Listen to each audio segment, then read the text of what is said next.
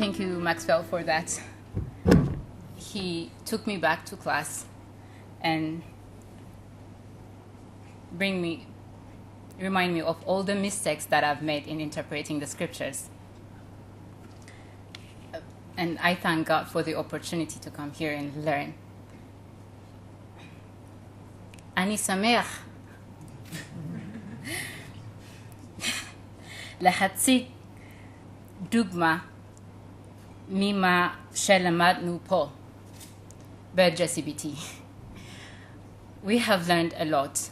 This is just a simple example, a very small example.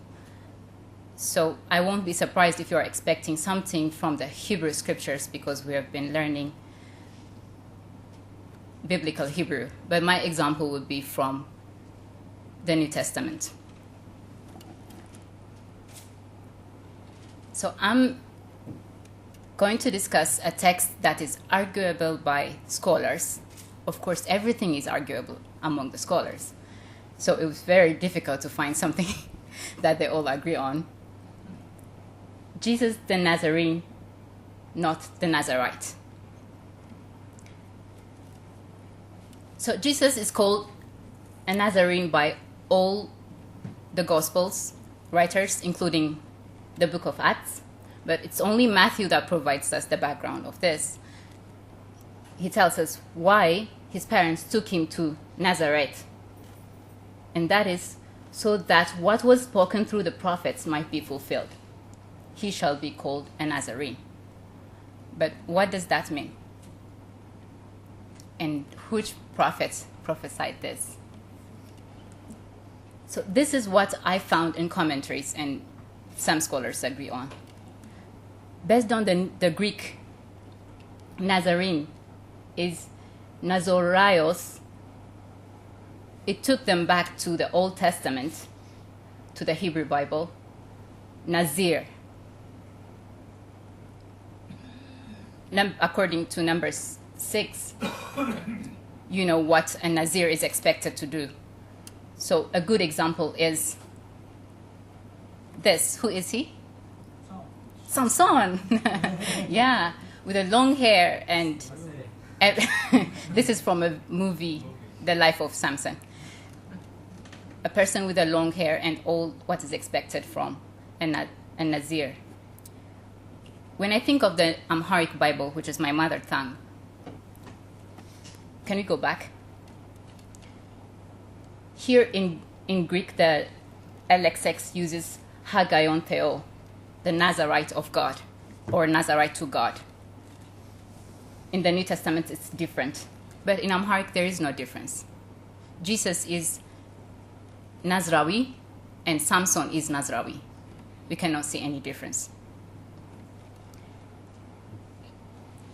This was a very good finding and fragment in Caesarea for some who did not believe that the city Nazareth existed at the time of Jesus. It was good for confirmation, but other than that it is not written with Zion, but Tzadeh.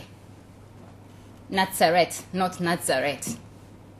So the root word study to understand why Jesus was called a Nazarene was wrong. It's Nazareth. So let's go back to see in the Hebrew Bible where a word related to Nazareth is used for the Messiah. Isaiah 11:1.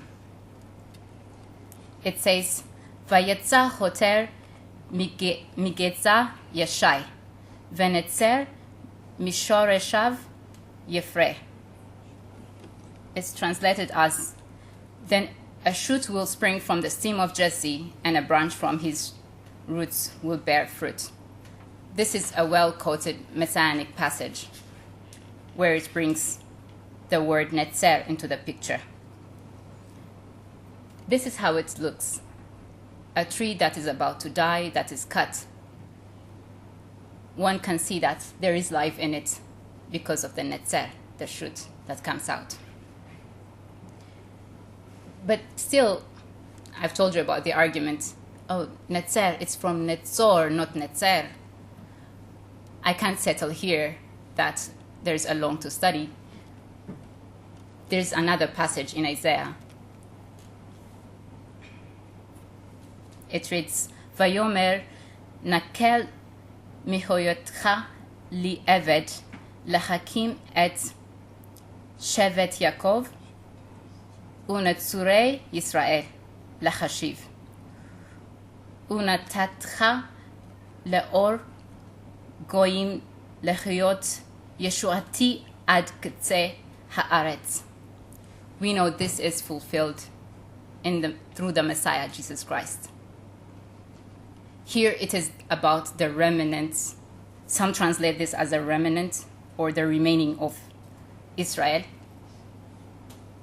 to become light to the rest of the nations till the end of the earth. But for sure, though we don't know which one the root is related to, who keeps the life and brings the light to the end of the world, Jesus the Nazarene, not the Nazarite. Thank you very much.